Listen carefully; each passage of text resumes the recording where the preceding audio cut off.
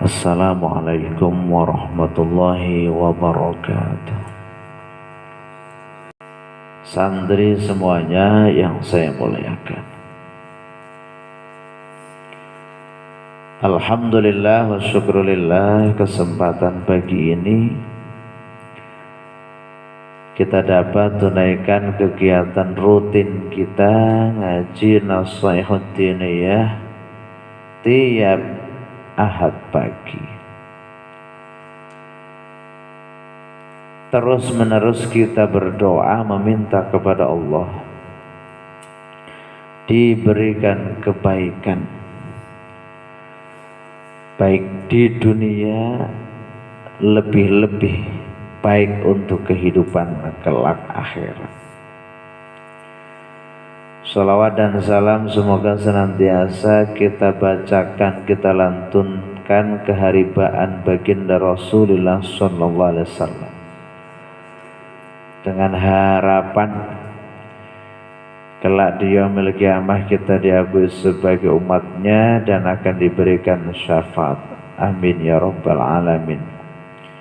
Biqaulina Allahumma shalli wa sallim wa barik ala sayyidina Muhammadin wa ala alihi wa sahbihi ajma'in. Santri semuanya yang saya muliakan,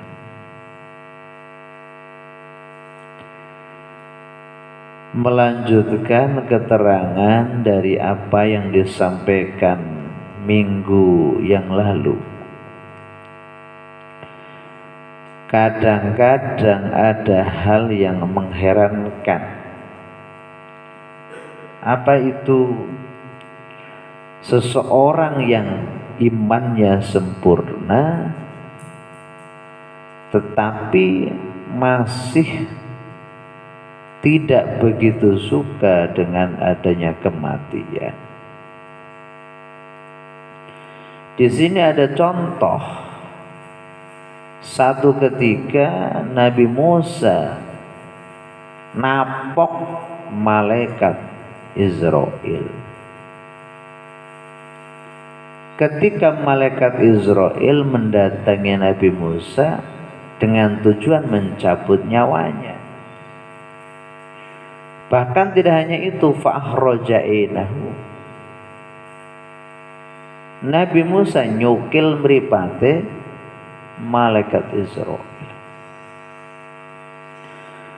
Kemudian di sini dijelaskan qad takhfa karahiyatul mauti hatta la tuhassa fi hali quwwati isrokan waril ma'rifati wal yakin.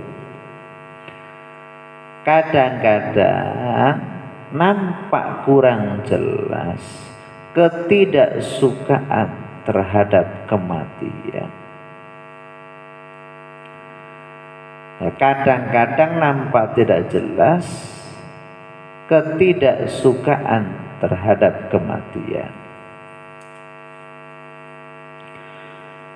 Orang-orang yang punya kuwati isroki anwaril ma'rifat, orang-orang yang punya keyakinan bagus, kadang-kadang itu tidak suka hanya pada satu waktu saja, bukan keseluruhan daripada waktu yang lain. Artinya tidak suka satu cara, tapi suka dengan cara yang lain. Tidak suka kata-kata mati, lebih suka dengan kata-kata berjumpa dengan Allah Subhanahu wa ta'ala.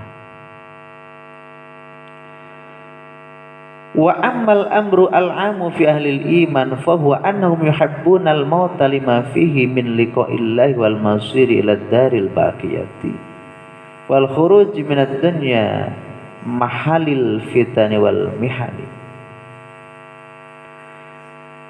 Pada umumnya orang-orang yang punya iman kuat dengan kematian dia enjoy saja, dia santai-santai saja, bahkan dia terkesan senang dengan hadirnya kematian.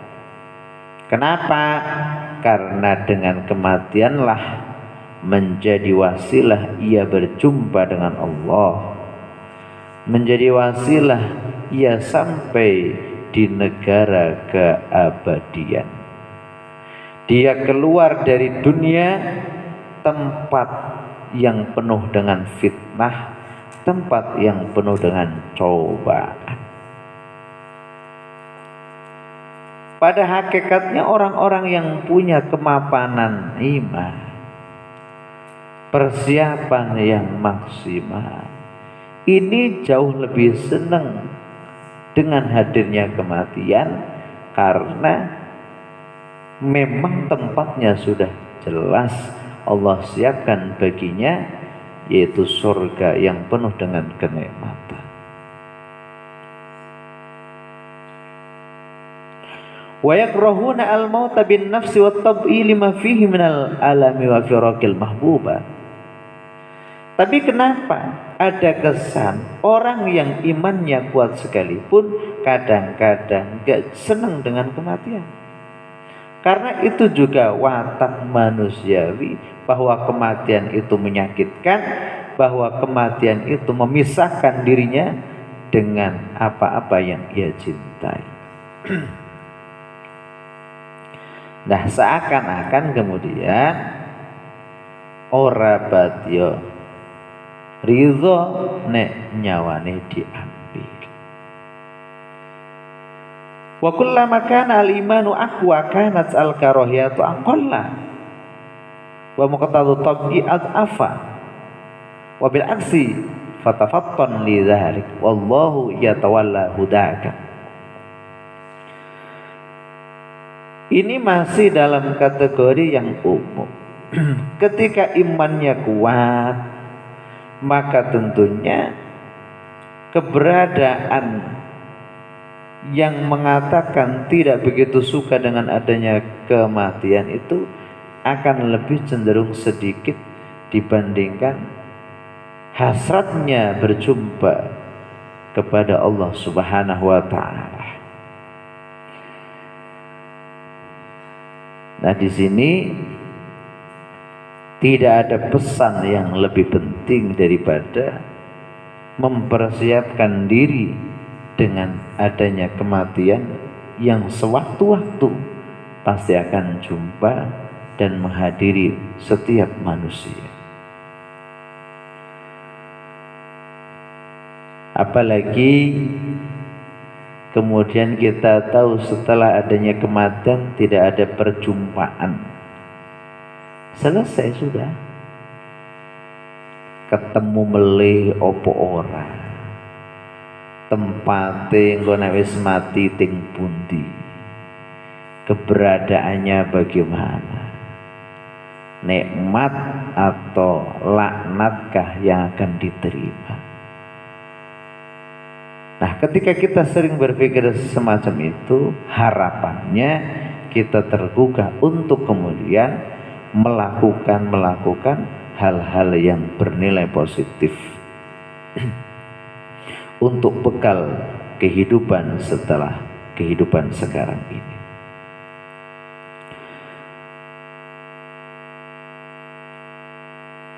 Wa amatulul umri fi ta'atillah fahuwa mahbubun.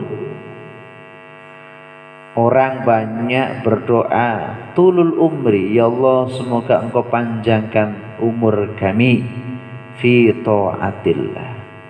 Tawil wa barik umrona ya Allah. Berkahi dan panjangkan usia kami. Tapi untuk apa? Untuk taat kepada engkau. Hal itu mahbubun, itu termasuk bagian daripada sesuatu yang dicintai, wa matlubun, dan sesuatu yang memang dicari. Ini juga sesuai dengan dawuh Rasul sallallahu alaihi wasallam, khairukum man tala umruhu wa hasuna amaluhu. Sebaik-baik kamu adalah orang yang dikasih usia panjang oleh Allah dan juga beramal baik atau menggunakan umur yang panjang untuk kebaikan. Iku apik. Tidak sebaliknya, umurnya dawa banget, kelakuannya orang bener terus. Iki medeni. Nah, jadi sebaik-baik kamu orang yang diberikan usia panjang dan digunakan untuk taat kepada Allah Subhanahu wa taala. Karena wa kullama kana al-umru atwala fi ta'atillah kanat al-hasanatu aktsara wad darajatu arfa'. Umurnya panjang untuk taat kepada Allah, maka kebaikannya akan banyak. Derajat tingginya akan dapat diperoleh. Wa matuluhu fi ghairi ta'atillah fa bala'un wa syarrun taktsuru as-sayyi'atu wa tatadha'afu al-khati'atu. Nah, wong sing umure dawa mung ora kanggo taat karo pangeran, iku umur dadi cobaan to. Iku umur nambahi keelekan to.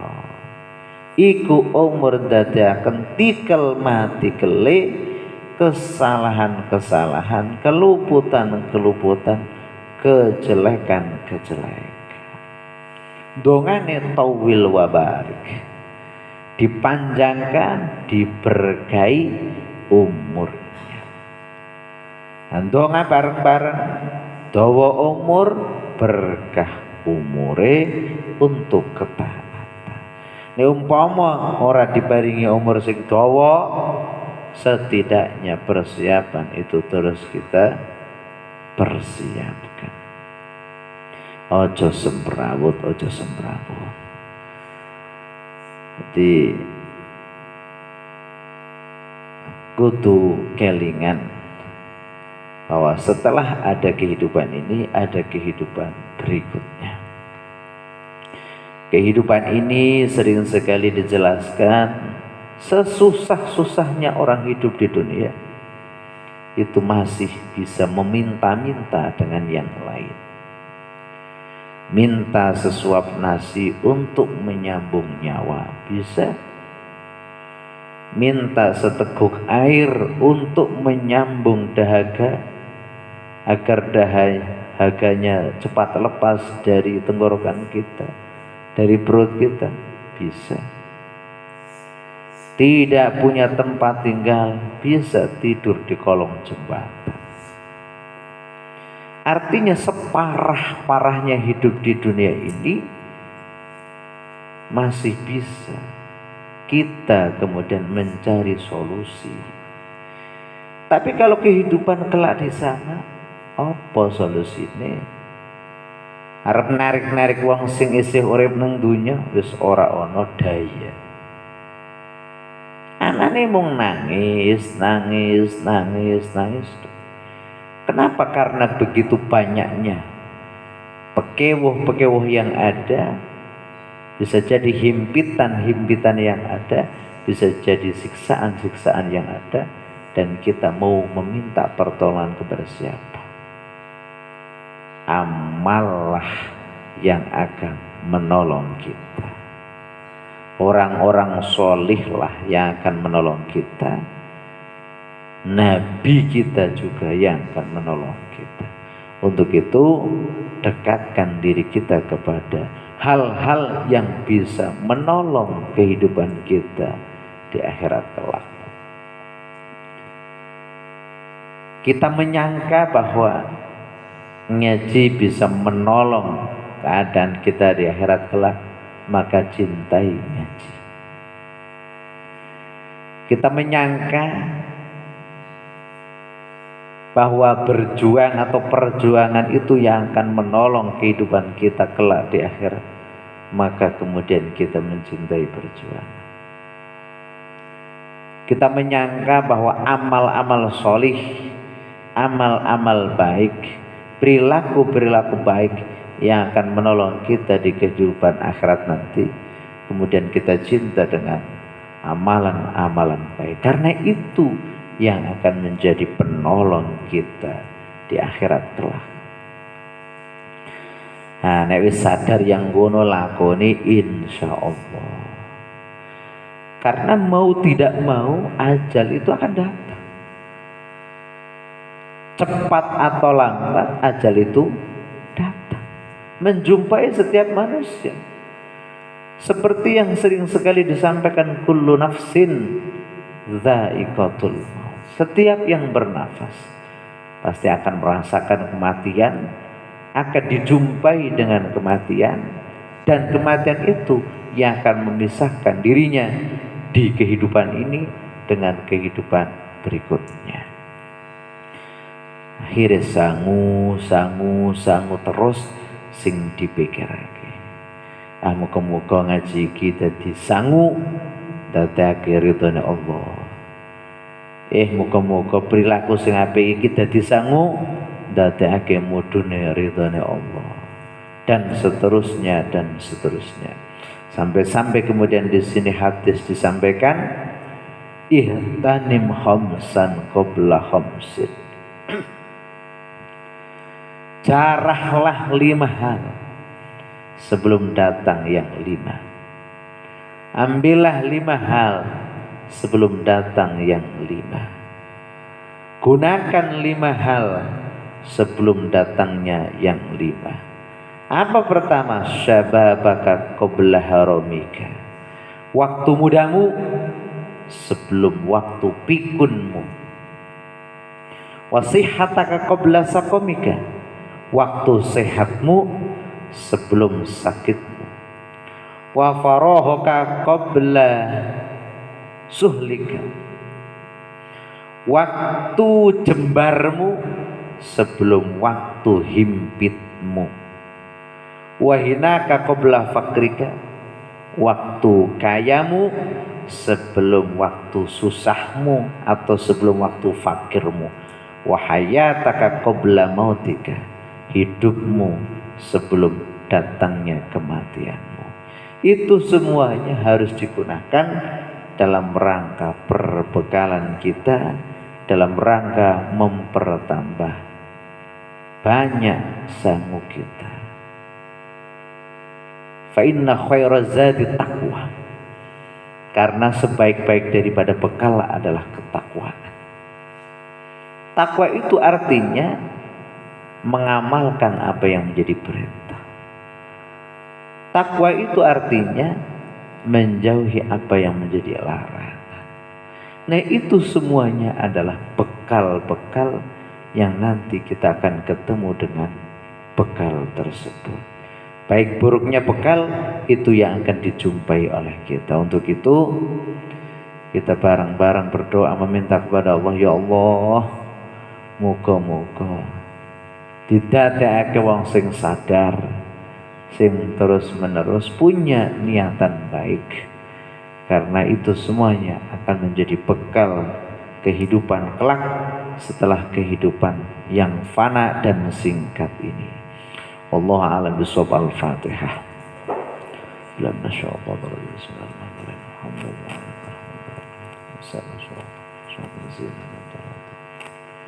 Bismillahirrahmanirrahim. Allahumma inni astaudi'uka ma 'allamtani fardudhu ilayya inda hajati ilayhi wa la tansanihi ya rabbal alamin. Assalamualaikum warahmatullahi wabarakatuh.